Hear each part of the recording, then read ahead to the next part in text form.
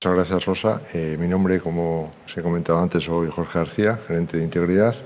y os voy a comentar un poco la perspectiva de la aproximación o los retos que tenemos para la parte de la gestión de la futura red de hidrógeno, más relacionado con la parte de operación y mantenimiento. En este sentido, la presentación que voy a realizar tiene los siguientes apartados. En primer lugar,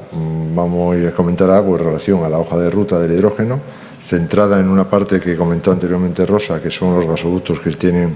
o que se está estudiando su reutilización, que actualmente están realizándose el transporte o la operación con gas natural, y se pretende el estudio de su reconversión para el hidrógeno. Luego haré mención a cómo estamos gestionando desde el punto de vista de integridad el sistema de gestión,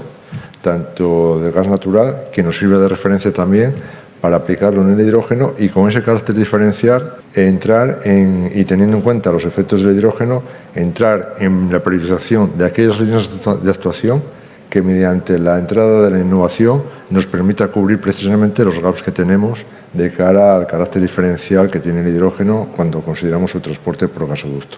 Y en último lugar, pues las conclusiones correspondientes. Entonces, un poco como ya ha comentado Rosa en la presentación anterior, simplemente comentar dos aspectos sobre la misma, que son los que me interesan destacar. En primer lugar, que existe un 80% de coincidencia en los trazados de gas natural e hidrógeno, no implica solamente un carácter, digamos, facilitador desde el punto de vista de permitting, etcétera, sino que desde el punto de vista de operación y mantenimiento, por ejemplo, cuando vayamos a valorar factores de amenazas, como puedan ser de geotecnia, etcétera, tenemos un carácter de sinergia en relación a la consideración de los gasoductos existentes ahora mismo por transporte de gas natural. Y, en segundo lugar, mencionar aquellos gasoductos que están siendo objeto de estudio de su reconversión, porque también con ese estudio, como voy a comentaros posteriormente, estamos sacando lecciones aprendidas que podemos incorporar también incluso al ciclo de documentación y datos que tenemos que gestionar desde el principio de cara a considerarlo en la futura explotación de las redes de hidrógeno. En ese sentido, cuando abordamos la parte de reconversión de una estructura o de un transporte de gas natural a hidrógeno, el primer reto que tenemos es que no existe ninguna referencia normalizada de cómo abordarlo. Es decir, existen unas hojas de ruta que están propuestas y puestas encima de la mesa por los principales actores que están involucrados, pero no existe una metodología tal cual, en el sentido que nos asegure que llegando a cierto punto tenemos consolidada una información o tenemos consolidada una fase, sino que es un proceso que tiene una metodología que os estoy compartiendo, pero que es abierto y modificable para cada caso. Parte de definir primero unos alcances en cuanto al proyecto, en cuanto a objetivo, definición de los gaps que existan en relación a la reglamentación que existe tanto nacional como internacional y mejores prácticas. En segundo lugar, la segunda fase parte de considerar cuál es la estrategia de conversión de la propia compañía y de los activos sobre los cuales se quiere actuar. Y, en un tercer lugar, ya estamos valorando cuál es el perfil de riesgo de dichos activos. De tal forma que, con ese perfil de riesgo y datos más definidos sobre, por ejemplo, la operación o los ciclos de presión a los cuales va a operar la red de hidrógeno, podamos determinar finalmente la viabilidad, tanto técnica como económica, de dicha conversión. Por último, la última fase, ya entraríamos en una interfase con un propio planteamiento de la operación, que sería el planteamiento de un plan de integridad cuando se aborde la puesta en marcha de dichas infraestructuras. Por poner algunos ejemplos de lo que abarca la definición de dichas actividades, por ejemplo, en las fases 1 y 2 estamos comentando que lo que estaba comentando anteriormente, una fase de alcance, de definición de alcance, una fase de definición de los gaps y también una recopilación exhaustiva de los datos que tenemos de la operación existente cuando estaba operando la red transportando gas natural. Como iniciativas más relevantes que forman parte de la fase 3, tenemos necesidad de inspeccionar los gasoductos, pero con otras técnicas que nos permiten abordar o detectar aquellas anomalías que son las que son más susceptibles de tener riesgo cuando transportamos hidrógeno, como es el caso de los cracking o grietas. También tenemos que abordar estudios de análisis cuantitativo de riesgo que nos permitan abordar el transporte bajo un punto de vista de seguridad en el transporte y algunas acciones también, que hablaré luego de ellas, porque la propia inspección, tal cual en línea, no nos permite una definición de los defectos y de las anomalías tan exhaustiva, también un poco por el histórico que tenemos como cuando abordamos la parte de gas natural, sino que vamos a tener que hacer verificaciones en campo para poder analizar tanto el dimensionamiento de esas anomalías y defectos como el posible análisis de la causa de las mismas, para poder, en función de eso, determinar posibles verificaciones posteriores para analizar qué es lo que ocurre. También hay que hacer algunas pruebas relativas a la caracterización de los materiales mediante ensayos destructivos. Y en este caso, lo que se avanza es, como posteriormente comentará Ricardo Fernández del CSIC, líneas de innovación que nos permita abordar la caracterización de los materiales y las soldaduras, no con ese carácter destructivo, sino que con un carácter no destructivo nos permite hacer una valoración masiva de las mismas y sin tener ese carácter intrusivo que pueda limitar de alguna forma la capacidad de transporte. Este es un poco más en detalle las fases 1 y 2, en las cuales lo que hacíamos, lo que se estaba comentando, es recopilar análisis de los datos operacionales del histórico para luego pasar a una fase de valoración de la integridad y la evaluación del riesgo. En relación a análisis y datos, yo creo que lo más significativo que hemos visto es porque algunos de los gasoductos o de los ejes que estamos considerando, para que tengáis información del mismo, estamos hablando de gasoductos que pueden tener, bueno, que tienen 40 años ya de operación. Y los que nos están requiriendo son datos de los materiales de fabricación de los tubos en su momento, con sus características químicas, con sus datos de tenacidad, dureza, etcétera, etcétera. Entonces, esto que estamos evidenciando, que nos lo requieren de cara a valorar esos estudios, pienso es un dato que comentaba Rosa, que debemos de tener en cuenta desde el principio a efectos de integrarlo en el modelo y de tal forma que se consolide desde el inicio para esa futura explotación del dato y evitar ese buceo o esa necesidad que tenemos de analizar los datos ya recurriendo a métodos tradicionales, ¿no?, y convencionales, que suponen una gran cantidad del tiempo y que cuando tengamos una incidencia vamos a tener que detectar para poder trazar o realizar una trazabilidad pues, respecto a las coladas correspondientes o a lo que corresponda. También se exige un montón de datos en relación a la operación y el mantenimiento desde el punto de vista agregado. Y porque muchos de ellos piden el histórico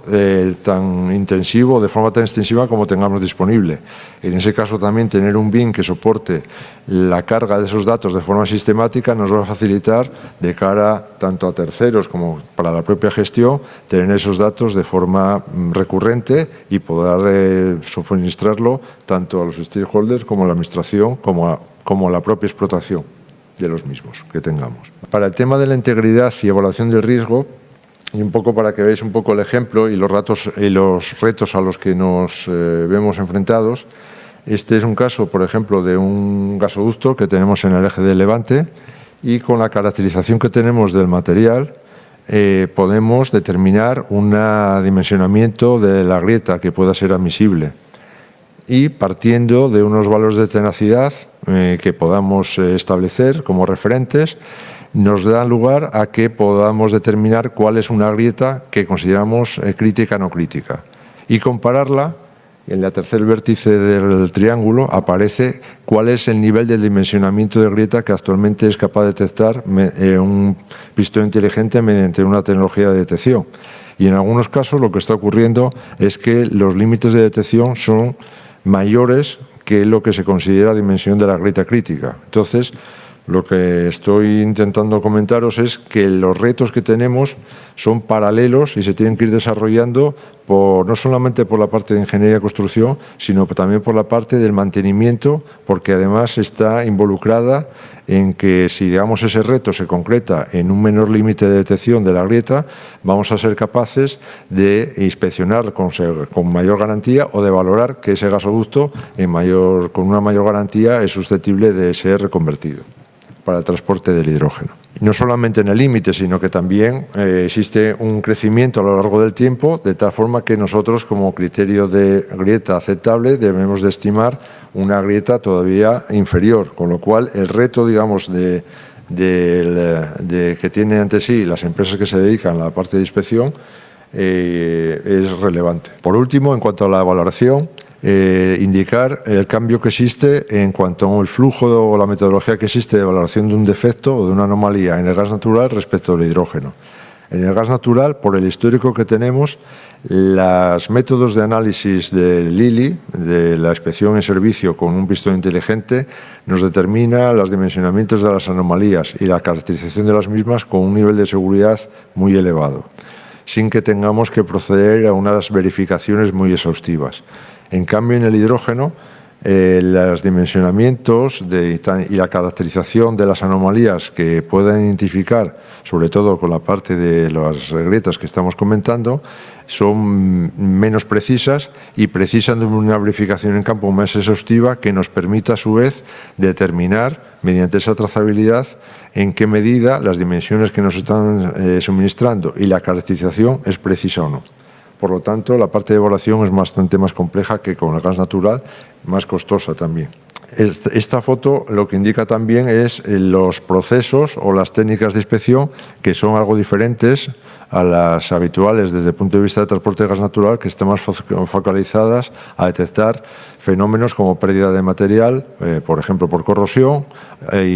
o bien abolladuras o deformaciones geométricas. En este caso, tenemos que aplicar técnicas especiales que, si no tenemos mayor necesidad de más información, podemos, como comentaba Rosa, denominarla bajo la tecnología de Electromagnetic Acoustic Transducer, que se denomina IMAT, y también hago una otra técnica de ultrasonidos. Y también hay empresas de inspección que, ante la carencia de referencias desde el punto de vista de fabricación, lo que suministran son equipos que permiten caracterizar, de todas formas, con un método, a lo mejor de una primera aproximación, el material para suplir la falta de registros que tengamos en relación a la fabricación de tubería y las condiciones tanto de las características de la composición química como de las propiedades que se han establecido en principio. Y también hace referencia a esta fase 3 a lo que estaba comentando. Hay necesidad de realizar alguna caracterización de los materiales. Ahora mismo la parte convencional que existe es mediante ensayos destructivos, y lo que se propone en algunos casos, como luego os va a comentar Ricardo, es sustituirlos mediante procesos innovadores por sustitutivos que no impliquen dicho carácter intrusivo. Paso a comentaros ahora un poco el sistema de gestión de integridad que tenemos para el gas natural y que se puede aplicar también para el hidrógeno, y cómo, aplicando dicho sistema y caracterizando las amenazas que tenemos que cubrir de cara a garantizar un transporte seguro, tanto con el gas natural como por el hidrógeno, nos permite priorizar aquellas líneas de innovación que permite cubrir dichos gaps. En este caso, lo que nos vamos a centrar va a ser en aquellas amenazas. Vamos a explicar lo que sirve para caracterizar, hacer una evaluación de riesgo, como puede ser la que aparece en el cuadro superior. En este caso, lo que hacemos es una caracterización de las amenazas clasificándolos en 3 tipos de grupos. Unas que son dependientes del tiempo, es decir, que evolucionan y se acumulan con el tiempo, como puede ser la corrosión o la fatiga. Aquellas que son independientes del tiempo, como puede ser una afección por terceros o un daño por terceros, o bien una afección meteorológica, como es el caso, por ejemplo, de una sobretensión, una afección de un rayo, o bien aquellas que son estables porque se han originado en su momento en la fabricación o en la construcción, pero que no se espera que crezcan o se evolucionen en el tiempo. Entonces, teniendo en cuenta que fundamentalmente para el transporte de gas natural las mayores amenazas reconocidas en la base estadística europea son la parte de corrosión y la de daños por terceros, ahí se han empezado a desarrollar también, ya desde el punto de vista de transporte de gas natural, algunos sistemas de inspección que nos permitan manejar la operación de estas infraestructuras con la seguridad requerida. En este caso, por ejemplo, estoy poniendo como ejemplo pues un sistema remoto de protección catódica que nos permite obtener información puntual en las tomas de potencial y gestionar esos datos de una forma inteligente, 24 horas al día, 7 días a la semana y todos los días del año. Asimismo, nos permite solicitar medidas en vivo y nos permite mantener unos registros estableciendo unas transgresiones automáticas y unos envíos de los avisos correspondientes al personal que está adscrito para su valoración y resolución en campo. Esto es un poco un ejemplo a pequeña escala de lo que podría ser cuando todos estos sistemas de monitorización, llevando más sensores y llevando más datos, se pudiese dar lugar a una función o a una operación multifuncional de cara al operador.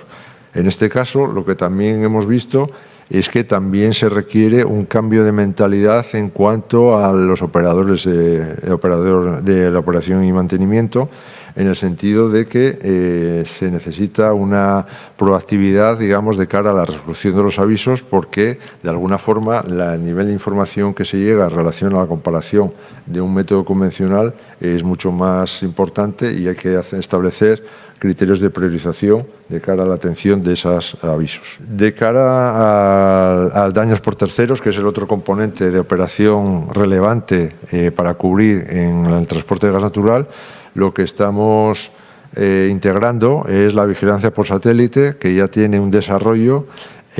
con una frecuencia de paso de los satélites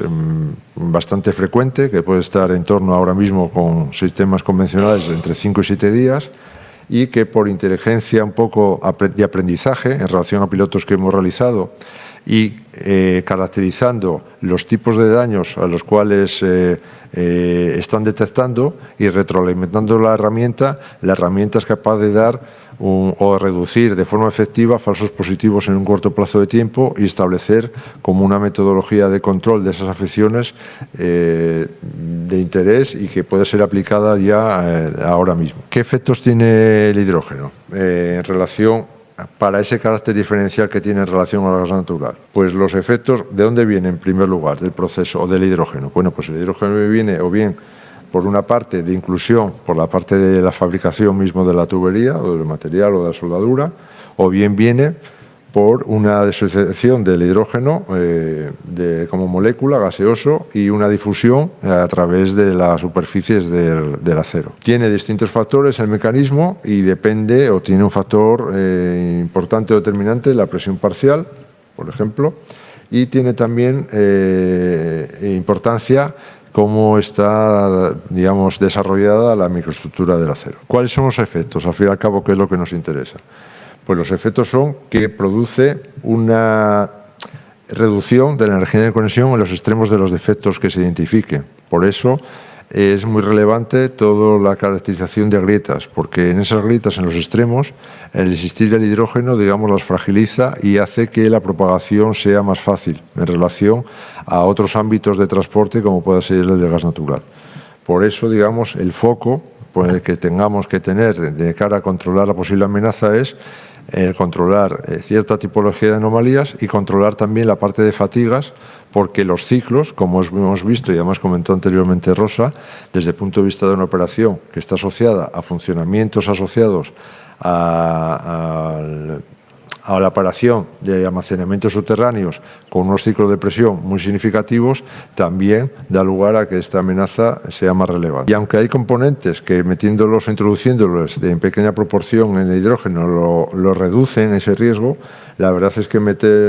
considerar el tema del CO2 o el oxígeno introduce otras variables de amenaza que no compensan, esa reducción en relación a estos factores. Entonces, siguiendo la explicación, lo que tenemos es un modelo de gestión de integridad que, aplicado a la parte de hidrógenos, nos introduce unas nuevas amenazas o pondera alguna de las existentes en una mayor medida. Y en función de esas, la política o lo que hacemos en relación a intentar controlar dichas amenazas es establecer algunas iniciativas desde el punto de vista de innovación que nos permita tenerlas controladas. Como líneas de actuación, por ejemplo, estamos desarrollando con una sociedad que es de Nespangea un sistema de monitorización de tensiones que nos permita caracterizar en continuo, o según lo exijamos, la condición de tensionamiento de la propia tubería. Esa condición de tensionamiento nos va a permitir determinar en qué grado ese tensionamiento se está produciendo antes de que se produzca una rotura, una fisura o un daño ya visible. Y nos permite anticipar resultados en relación también incluso al periodo de inspección de la propia tubería. Entonces, este es un ejemplo, del carácter diferencial que aplicamos en relación a estos proyectos de innovación asociados a precisamente a intentar controlar las amenazas que son diferenciales en el caso del transporte del hidrógeno. Bueno, esto es un poco la caracterización, que en principio la estamos pensando localizar en la que son soldaduras en cuanto a tubería, y caracterizar también el análisis de cómo funcionarían en relación, por ejemplo, a distintos ciclos de presión que podamos tener en la tubería. Otro elemento que estamos considerando como desarrollo es profundizar en la parte de la inspección utilizando satélites, pero ya no focalizados en la parte de detección de terceros, sino enfocados al análisis, por ejemplo, de aquellas características que estén asociadas, por ejemplo, a la subsidencia del terreno, con un aspecto más centrado en la parte de geotecnia. Al fin y al cabo, también lo que estamos viendo es que no va a haber un sistema único, digamos, de interpretación o de señalítica, sino que vamos a tener que manejar datos de múltiples procedencias, de tal forma que vamos a tener que integrarlos y, en función de eso, caracterizar el riesgo de una forma diferenciada. Es decir,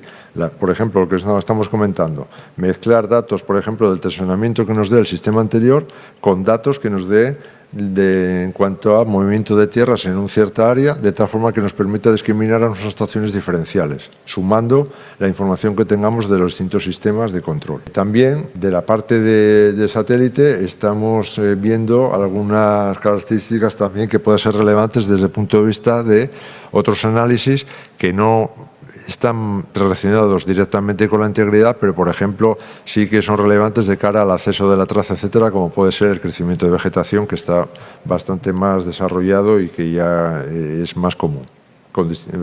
con el manejo de distintos índices de crecimiento. Y, por último, y desde el punto de vista del control de amenazas que provienen de fabricación-construcción, y dentro de la categoría de amenazas estables, pues está el proyecto que estamos compartiendo, o que está en Agas, para que lo desarrolle el CSIC, y que Ricardo Fernández nos va a comentar a continuación desde el punto de vista de cuál es su aproximación más en detalle. Teniendo esto en cuenta y haciendo una referencia un poco breve a los distintos proyectos que tenemos, enfocando, dando un ejemplo de uno de cada grupo de amenazas que estamos atendiendo, simplemente dar unas conclusiones, una pincelada en cuanto a conclusiones, en el sentido de que el desarrollo de una red de hidrógeno no supone unos retos exclusivamente para la parte de diseño e ingeniería, sino que también supone unos retos en paralelo que tenemos que abordar desde el punto de vista de operación y mantenimiento, que la operación y mantenimiento, desde el punto de vista de abordar cómo atender las redes de hidrógeno, van a tener que hacer frente a un salto cuantitativo y cualitativo en cuanto a la monitorización, volumen de datos y caracterización, para cubrir esos aspectos diferenciales que hemos estado comentando, y que la exigencia en cuanto a la gestión de los datos, en cuanto a su supervisión y análisis y la explotación de los mismos, va a ser mucho más relevante y exigente. En todo caso, también indicar que el desarrollo de proyectos de reconversión, tal cual estamos estudiando, de gas natural e hidrógeno, creo que también nos va a permitir implantar lecciones aprendidas que puedan ser aplicadas a la parte de redes de hidrógeno, tanto en la nueva construcción como en la generación y gestión de la documentación y de los datos asociados. Pues ya sin más, doy paso a Ricardo para que, digamos, se centre en esa perspectiva que os he comentado de hacer frente a esa amenaza de cobertura del riesgo, bien del transporte de hidrógeno en las fases de fabricación y construcción.